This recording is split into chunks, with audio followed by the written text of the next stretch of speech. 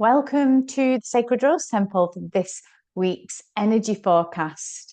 Well, I'm back from my little time away for my 50th birthday, and wow, really feel that I'm going to record a separate message on this rite of passage for women and how it feels for me as a sacred sexual teacher, as a spiritual teacher, in feeling that this is a big portal, a big initiation, and the start of a really exciting phase of my life.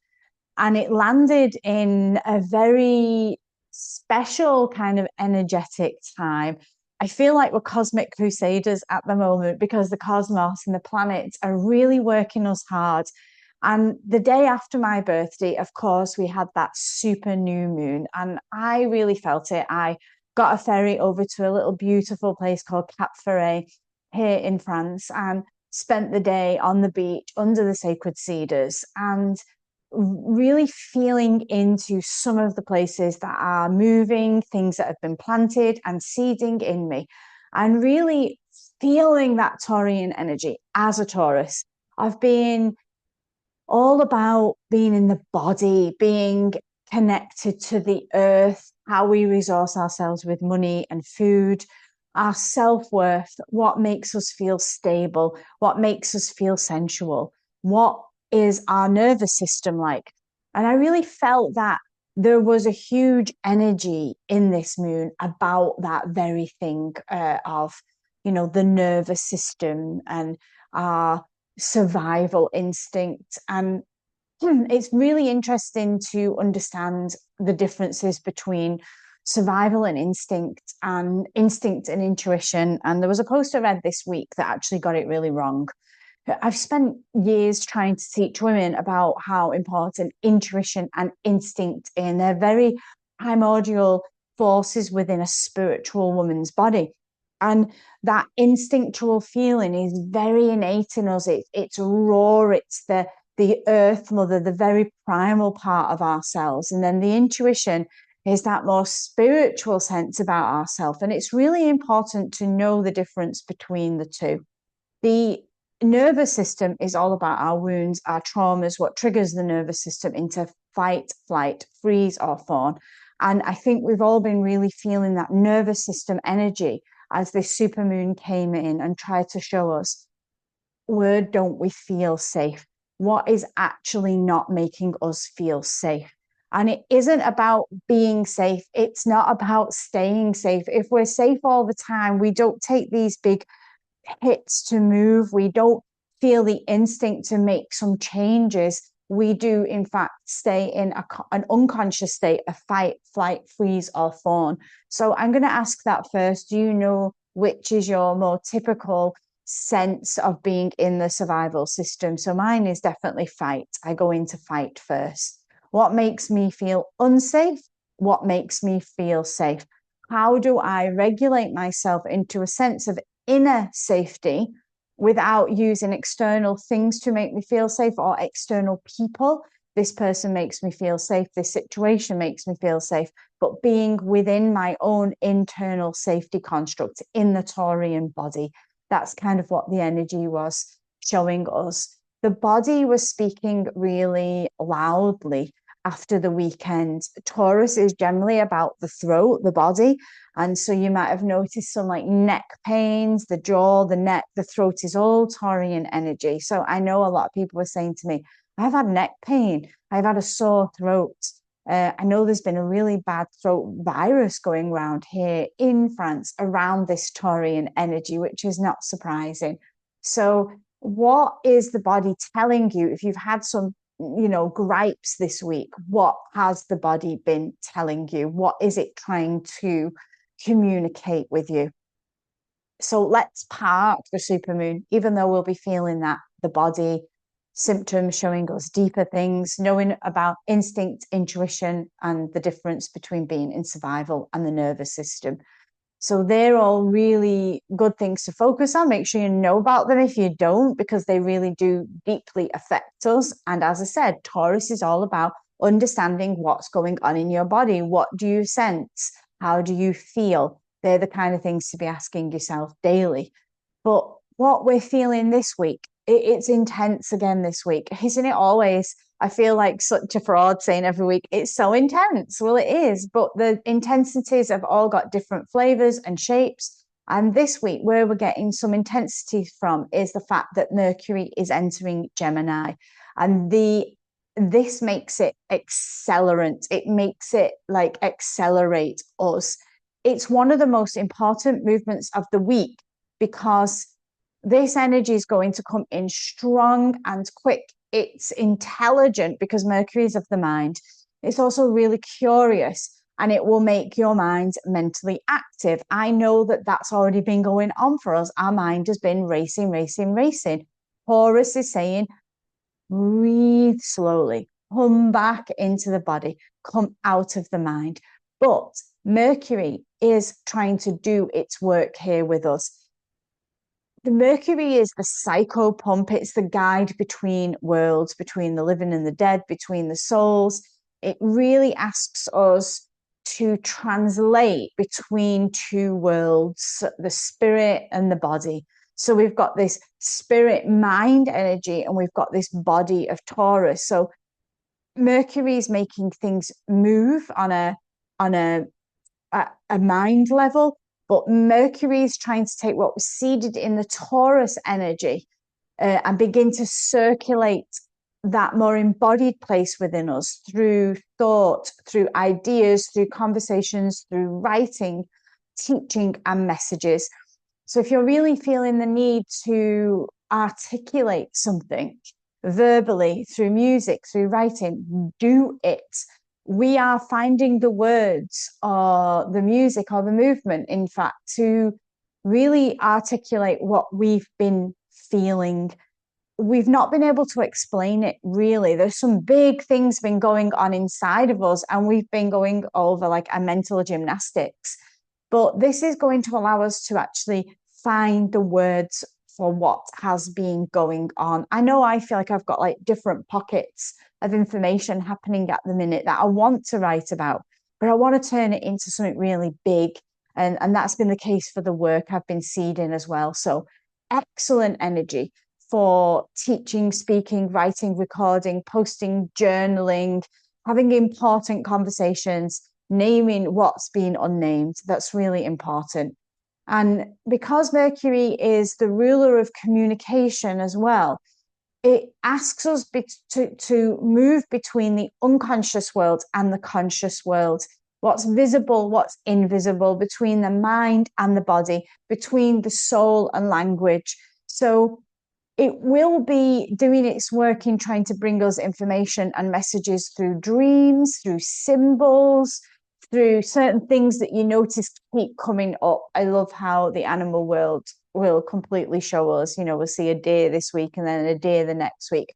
These kind of symbols are how we, as ancient people, read the language of the universe. We read the language of the creator through the winds, through patterns, through the dreams. It was all we had. We didn't have all this crazy visual stimulation that made the mind quicken and separate from the unconscious into the conscious.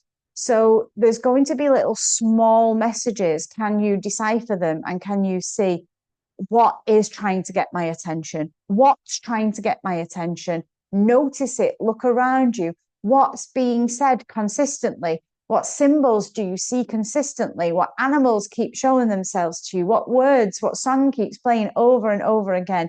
This is how Mercury tries to communicate with us. So the mind will be moving so fast this week that you will need to slow it down in some way. This is where your spiritual practice comes into play. I've been working in spiritual work for most of my life, and every day begins with a practice for me without fail for the last 15 years. Spiritual practice, meditation, breathing, whatever, every morning. Give yourself the space to receive all that's going on as a cosmic crusader. But you might find that everything is trying to move so fast this week that you can't keep up. And that's why you need to take the time to breathe. So many ideas coming up, so many conversations, too many possibilities, and too many tabs open on your computer internally and the computer in here. And this is what's happening for me right at the moment. I'm in a space where I've got about freedom of about 1 million choices at the moment. And I'm kind of looking at them all thinking, oh my goodness, what do I take here? And that's the important pause. Frustrating for me. It really is. But what are all these options? What are these options that are showing themselves to you? What are the symbols, the synchronicities? Is it true guidance? Are you truly being guided? Or is this like mental noise? Is it just too many options? Are you opening too many tabs? So be careful of that. Be rooted in the body, the body, the body, the body. When anything with the mind, especially Mercury, comes up, be rooted in the body. Take deep breaths, more space, go deep inside, because Mercury is entering Gemini. We're into the Gemini energies, which are more to do with communication, learning, movement, curiosity, connection, and exchange. So feel how that is the move away from the Taurus of being rooted, bodied, taking time. We're moving now. And it could be that you've got more energy to be social with people. There's more ideas coming through. You feel like you need to be more visible, or visibility gets stronger, more conversations, more sharing. It's really a good time to be talking things through with people. If you've had issues, speak to people, talk through with them. Contact options. Don't be frightened to think, well, this is an option, and communicate with the option, because you might find that Gemini energy really helps to loosen fixed thinking up. So you might have been fixed on certain options, but Gemini will help us to see different perspectives from different viewpoints. But I know, because I'm really feeling it, that Gemini energy might also get you to feel a little bit split, a little bit restless. You feel undecided or pulled into too many directions. So the invitation is to be curious about these without losing the thread of the soul, because the mind's going to take us in all different directions. But the soul kind of knows where it's going. So can you make some stillness and quietness to really communicate with the unconscious, with the soul, with your psyche, about narrowing down those options? That's what I tend to do this week. I have a piece of paper with all my life options on. I'm feeling incredibly free, and probably more free than I'd like to feel being Taurian, that there is so much potential for me over the next 7 years that I really want to make the right choice. And that should be for all of us. Where are we going? What are we doing? Are we making the right choices? So the invitation is to open up to the choices and not to be scattered by them. What's also really happening here as you're faced with life choices, with a new movement, is the fact that we're also being asked by Mars entering Taurus to take slow, embodied action. We've got all this quickness of Mercury. We've got the split options of Gemini. And now we have this Mars entering Taurus this week that asks us to change the way we normally act. Mars was in Aries, and so it was fast, it was furious, it was impulsive, it was reactive. But Mars in Taurus is slower, it's steadier, it's more physical and practical and embodied. So the energy is still asking us not to rush, but to support consistent action, practical effort, and really a longer term commitment. So I could choose some of the options that are opening up for me in my life right now and say, oh, well, I could just do a year there, and I could do this, and I could go there, I could travel here, there, and everywhere. But what I know is being really asked of us is a bigger commitment. What could I commit to for the long run, for the next phase, so that every step that I am taking is helping me build towards this bigger image? So what am I willing to show up for is the question that I would ask with regards to Mars in Taurus. What am I showing up for? What is my body feeling safe, grounded, practical, clear in as I move forward? So it's kind of like the analogy of placing one stone after the other and walking that path with clarity and precision and a deep sense of knowing. So, yeah, take careful steps. Know that you're going for the longevity path, not the path of, oh, that could be a quick bit there, a quick bit there, but really focusing on how you're going to move forward and what your goals and your morals and all of what you encompass can carry on that path, because that's really important. Venus is also entering Cancer. So, yeah, we've got three big movements. Venus coming into Cancer is about the heart and the heart softening and this brings emotions really close to the surface. I felt very emotional the last few days, like really touched is the right word. There was some things that people did, said, things I seen that really touched my heart and made my heart feel really tender in a good way. I'm feeling the tenderness of my heart with Venus entering Cancer. Care, protection, family, emotional safety, nourishment, belonging.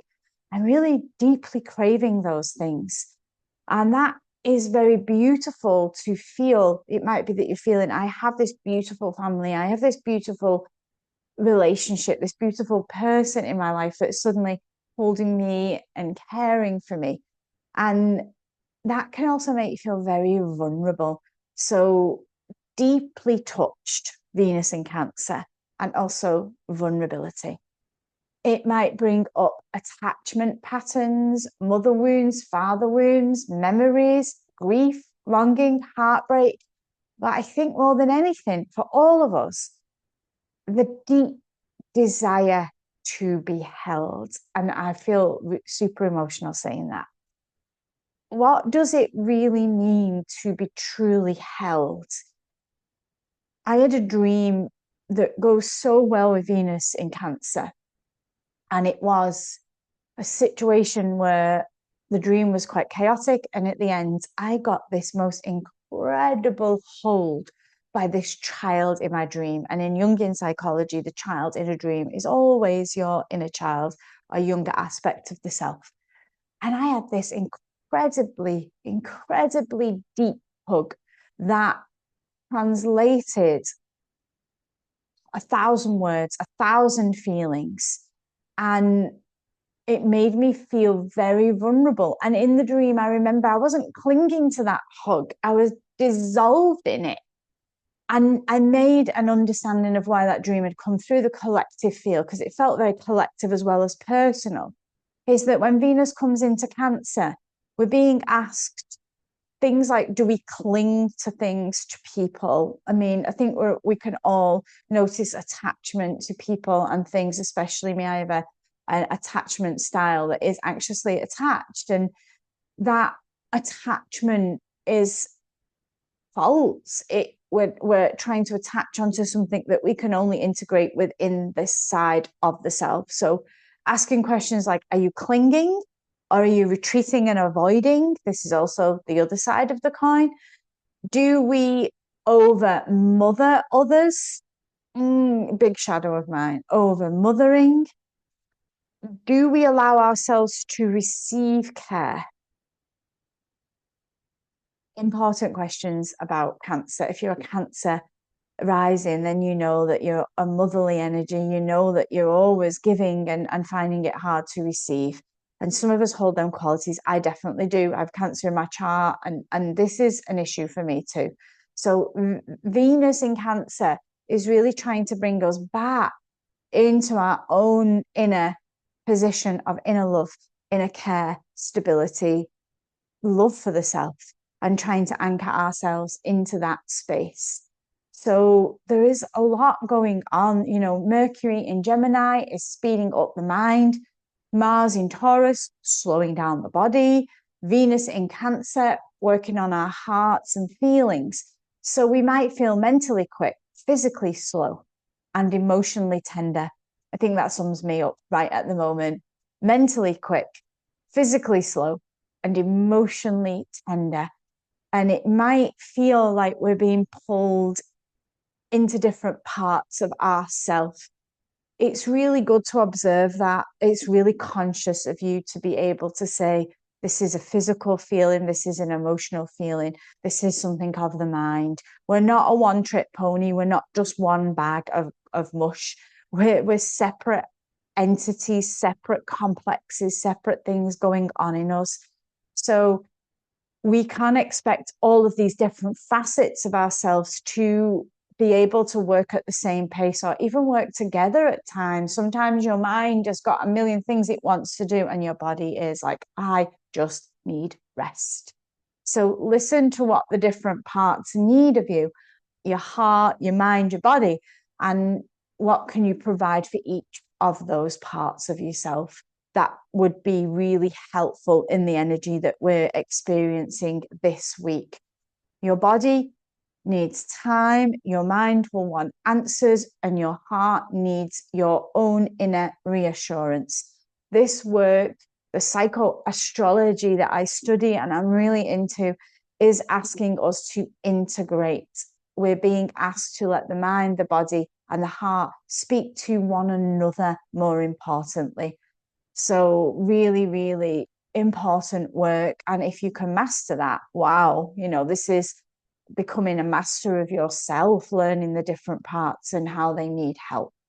So yeah, body, mind, voice, emotional truth. Taurus would ask, what does my body know? Gemini would ask, what needs to be named?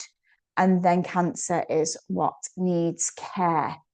Mars would say, what practical action can I take? And Mercury says, what message is moving through me? And then finally, Venus, where do I need to soften and receive? This week will bring up a lot of unconscious material into language, and we can speak from a place of embodiment rather than from performance or survival. And I think the feminine voice is still massively thematic in our world at the moment. I think the true cosmic Crusaders are the feminine voice, words being spoke out, women speaking out. We're seeing a lot of that. The Epstein files is still ruminating around me and my psyche, and I want to write an article on that because I think it's deeply to do with a huge, massive infrastructure of patriarchal suppression and abuse. We're seeing that filtered out in other little things in our world, not little, I don't want to undermine them, but smaller operations where we're seeing the abuse of the feminine. Mercury in Gemini actually can activate the feminine voice. We will see true activists wanting to really bring down certain structures that have been against the feminine, and also silence, dismiss, over-explained, scattered, or adapted to please others. We as women are very guilty of being silenced, of not speaking up, of dismissing and gaslighting ourselves and allowing ourselves to be gaslighted, over-explaining. These are all really part of this feminine voice that might explode out of the collective this week. I'm praying it does. I'm praying women really tune into these energies to say, actually, what is my voice? Who is my feminine voice? What does she need to say? And your voice is as important as any other. Stop projecting that other women's voices are more important than yours. What is your voice? What does it have to convey? What are you interested in? What do you want to say? Words for me, as a graduate of language and literature and English studies, and then obviously postgraduate degree and my master's degree, all in writing and communication. I know the importance of words. They're super important. It's about creating boundaries between people. It can open up communication between people. Words can cast spells. They can create things. Words are how the deeper part of your soul and the unconscious can come through should you give it a pen and space and time. So women, the feminine voice that's arising is asking to be spoken with clarity, with honesty, and with your own feminine intelligence. This is applicable to men as well. Can the feminine voice within men be heard and be seen and be cherished? Because let's not forget that men within our collective fields have really had the difficulty of being able to express that deep, important part, which is the feminine principle inside them, as are all other identifications in this world. It doesn't matter what we label ourselves as, it matters what the message is that comes out of our bodies, what words are being spoken, because in any person, we are a mix of feminine and masculine principles, and they are the energies inside that want expression and freedom and voice. So what truth is ready to come through me? Your truth. We're not talking about a global truth, because truths are different, aren't they? There's only one truth, that the one mind that the God, the creator holds, and none of us know that. Let's be humble enough. But what we can hold is our own truth, and we can voice that. So really, really begin to find a space where you can begin to voice, especially the feminine principle within you, whether you're whatever gender you are or identify with. Just let that feminine voice come out of you. And that would be a great practice this week. I always like to have an application. It's how I'm trained within the Jungian work, is to apply this spirituality in a practical way. So maybe write a letter from the feminine principle and see what she has to say in you. You might be surprised what the unconscious will unlock and voice for you. I'd love for you to share those with me. If you're feeling brave, please, I can publish them within my groups anonymously or, with your name. But I would love to read some of these voices of the feminine principle from you all. So please do send them to me. You can DM them me in my social media or email them me. It would be lovely to see that. But what people are going to be feeling this week, I'll just give you a little check over, is you might feel mentally busy, overstimulated. You might be full of ideas. You might feel restless and curious. You might be being pulled towards speaking, writing, teaching, posting, recording, sharing. Things like money, stability, food, body, land, resources will be coming up for you. Emotions, softer, more sensitive. Really longing for home, love, care, family, sense of belonging, a really big hug, and a desire to make practical changes. You may feel frustrated, oh yes, between slow progress or the fact that your path is not very clear at the moment. But be aware that the unconscious is sending you signs, dreams, synchronicities, and repeated messages. You've got to just be aware of them, open your eyes to them. We're going to be feeling the gap between what the mind wants and what your body can actually hold.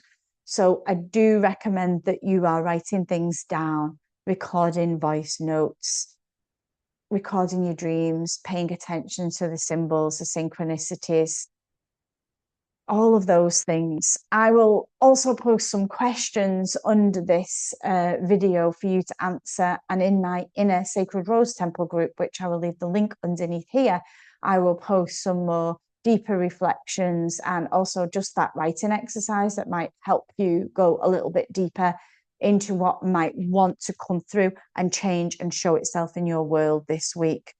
But as the feminine voice wants to rise and wants to be heard, I really am feeling the call on many levels. Number one, sacred sexual work is super important as women reconnect and regather their sacred sexual selves so that they honor that sacredness of their sexuality. So the masculine principle does too. That's a great start if we as women are discerning and owning and releasing trauma or any energies, traps that bring bad energy into our sacred sexual self. And the 13 Roses starts on the 9th of June. I'll pop the link underneath. but also my book club, The Goddess Within. I've got a class, one of the last classes tonight.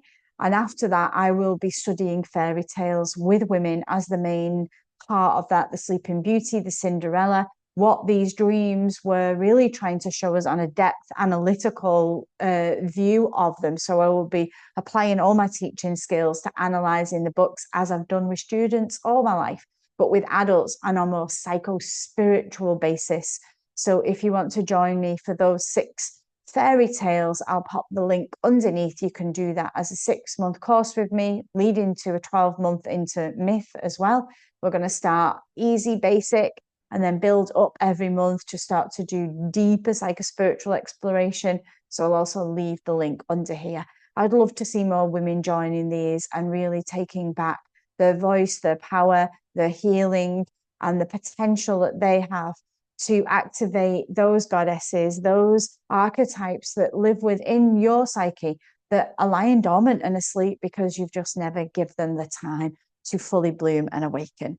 So may the feminine voice speak out loud and clear, and may we all find that inner power within us that wants to transform the collective. It's why we're having such a rough ride at the moment. But remember, we are cosmic crusaders, and we will get through this, and life will change for the better. So take care for now, and I will see you all again in next week's energy forecast, where I'm sure it will be as intense as ever. So take care for now. All my love, Colette.